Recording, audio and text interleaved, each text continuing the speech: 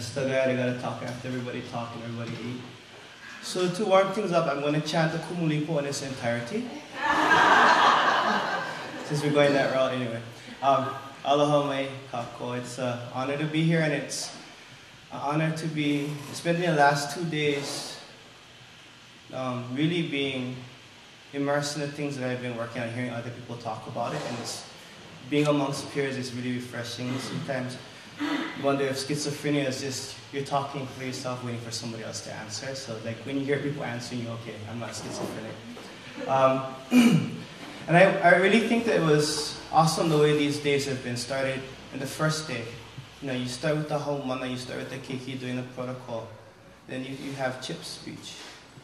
And then how those two intersected together to create this sense of panic, I would see in a lot of people. But I want to remind all of us that we come from ancestors that have faced challenges worse than what we're facing now. And who have been very resilient. And to implore you that we must seek from now on, always, challenge, not comfort. The problem why we got here is because we sought comfort over challenge. Something I think our kupuna would have smacked us for a long time ago. And I think it's our kuleana now to step back up to challenge. So I want to talk a little bit about the programs that we're doing. Kauhale is the name of the nonprofit merger between Ma'o and Sea Rider Production. This is kind of just the top part of it. But I want to just quickly talk about this notion of onipa'a means to hold fast, but it also means onipa'a, to move unstoppably. And I want to talk about that's the next iteration of activism that needs to happen. I think I was raised in an activist family, where it was always the spears was out and you fight for the land. I think the shift has to come when you say, okay, now what have you been fighting for the land for? You realize that you've held the land, now you have to use it to shift from a defensive posture, shift your weight into offense. And the things that you have been defending will be the spear that you go forward in your offense on. So we can move forward unstoppably. Really quickly, Ma'o Farms, the program I work with, we're looking at the intersect of not just weather patterns, but also energy issues. And that's been spoken to with great clarity and great eloquence earlier. Shifting weathers with importing 85% of everything we eat. And the reality is we're not talking about environmental issues or anything. We're talking about this is a question of human capital and economic equity. Because these things that are causing environmental change are based in economic drivers. And if we're not addressing that, then we're always going to be on the periphery, not in the center of change. So this is what we do. We're a 24-acre fully certified organic farm on the coast of Waianae. We are not-for-profit that's designed to generate revenue. The not-for-profit is, the revenue-generating side is our farm. We grow between 35 to 45 different varieties of produce, salad greens, cooking greens, kupuna food, the kalo, the mai'a, so forth. We root crops, beets, carrots, radishes. We have our mango orchards and citruses, and we grow a lot of herbs from like your green onions and so forth, to sage and marjoram and all these really exotic types of stuff. And we're doing, this is actually I had to update it, we're doing about $650,000 a year. And just to grow food in the community of Waianae is a political act. Just the enterprise side of this part is a political act. You go to Waianae and you see all the dumps, you see all the military live fire training, you see all of these things, and it just so happens to be in a concentration of Native Hawaiians. It's pure coincidence. But these things are allowed to happen because we've been disempowered. And I think it's important to note that the dysfunction we see in our community is recent and learned behavior. We could not have been dysfunctional and created the abundance that we had, that our kupuna left us to manage, if we're a bunch of ice heads beating up our wives and not doing anything. We were very tightly, strong, brave people. And people that want to cling to their dysfunction will die out their dysfunction. We have to let that go. So the fact that we're running the largest organic farm on Oahu, we sell to 3 major customer bases. We sell to all the top chefs who make sure that the food is excellent. We sell to retail spaces like we're in Foodland, Whole Foods, a whole bunch of health food stores, and we do direct sales. We do farmers market. We do 3 farmers markets, Waianae, Ala Moana, and KCC, as well as a subscription box of CSA. We had about 110 people membership for the box. So that's the enterprise side of our social enterprise, and the fact that it's really important to know that we're growing food sustainably, 100% organic. And that's not just giving us a competitive advantage in the marketplace, but it's acknowledging that our kupuna are organic farmers, well before Whole Foods anybody thought they coined the term.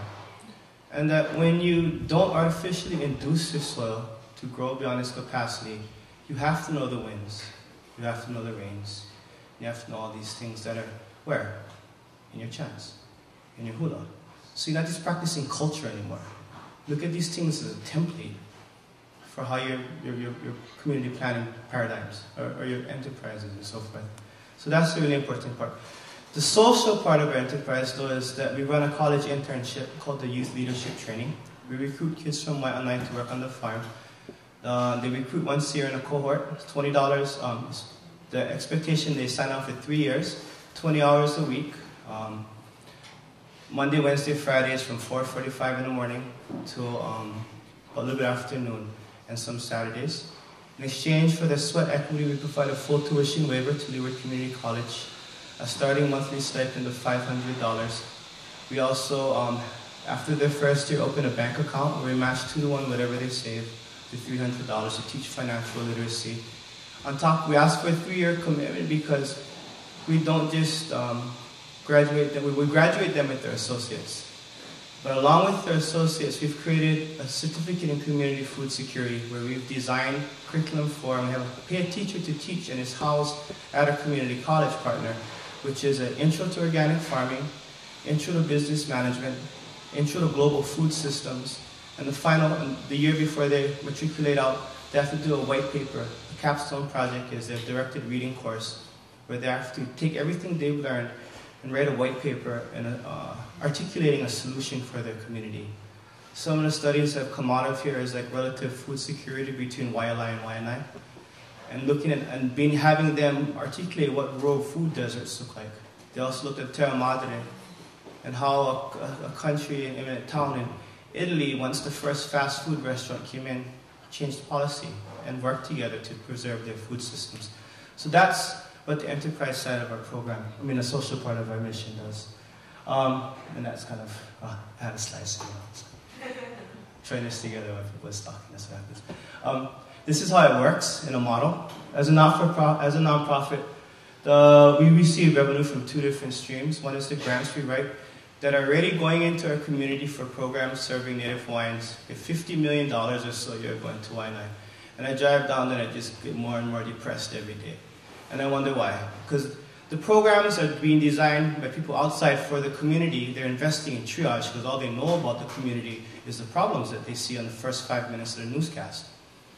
When we create the programs ourselves that can see the inherent assets in the community and we just work from there, then we can make sure that this isn't money going to help the poor Hawaiians. This is an investment into something we know works and we demand them to hold us accountable for, to show metrics of success on.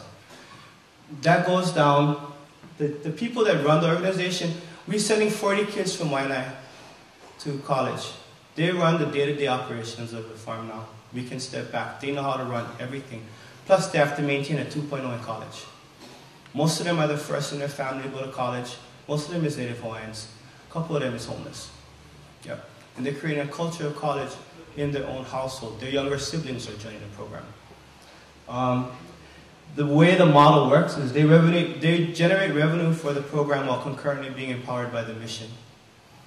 We've set a set of criteria for the farm work. We've designed we kind of have metrics of success on farms. We have a farm GPA. Their pay scale is a cumulative farm school GPA. If they stay at a flat 2.0, they stay at minimum wage. If they get a 4.0, they get about $12, $13 an hour.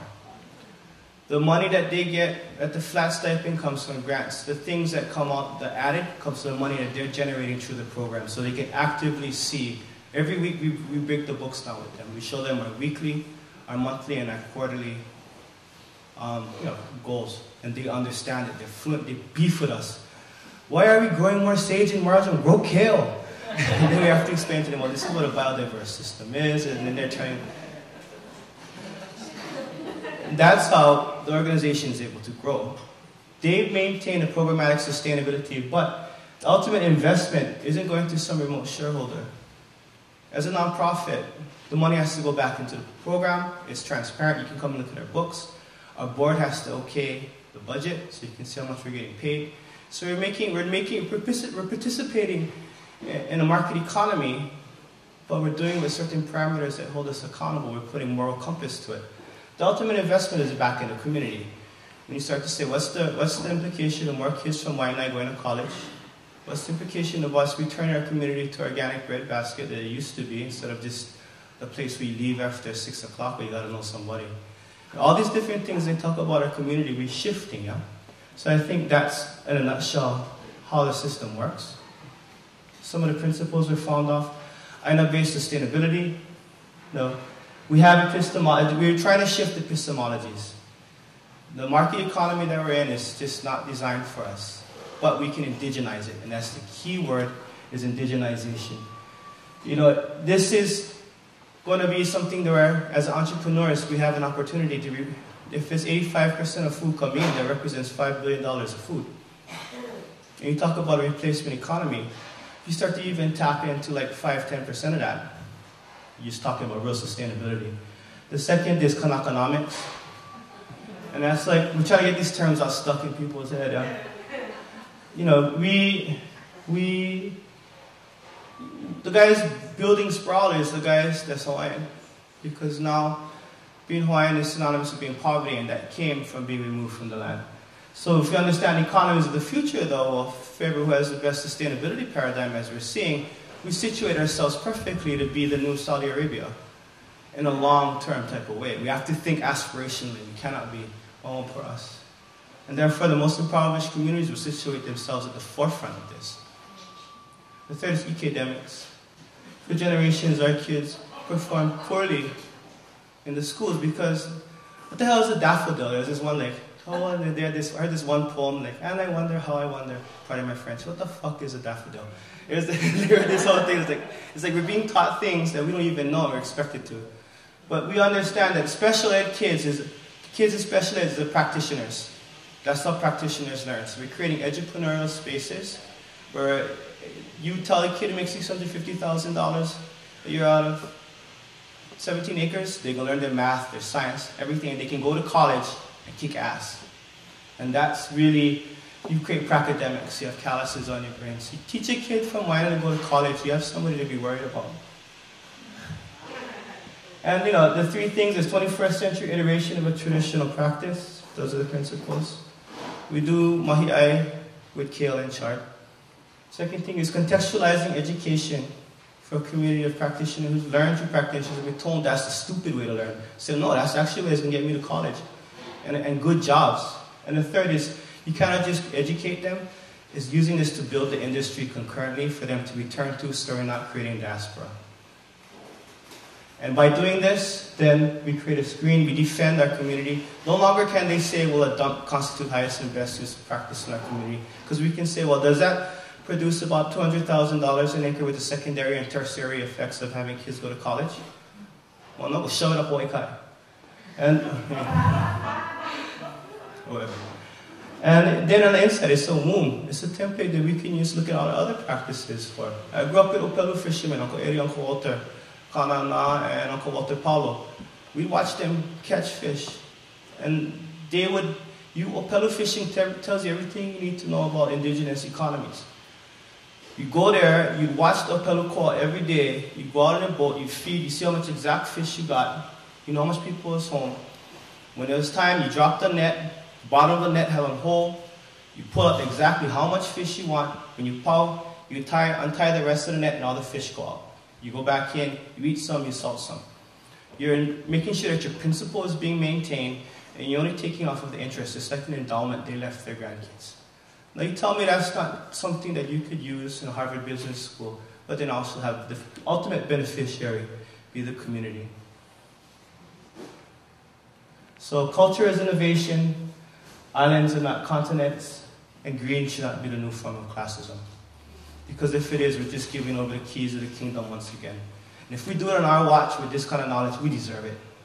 We have to be kue, but we have to be kue smarter, not harder anymore.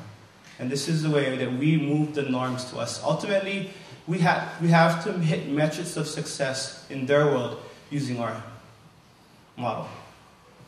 That way they come to us, and we can be equal. Power will never consider itself to lesser power. Kahikini knew that. All the chiefs knew that. That's why they were strong. This is how we do that again. And I just want to close. I want to, watching the kids, that's what Kamuela said when they're complaining about, oh, we're not going to take water us, we're going to scrap them. Always says, no, we're going to drink theirs. You look at those kids, those are the ultimate stakeholders. If we don't do it for them and set them up, we might as well just all leave now. So thank you guys. I want to keep you guys awake.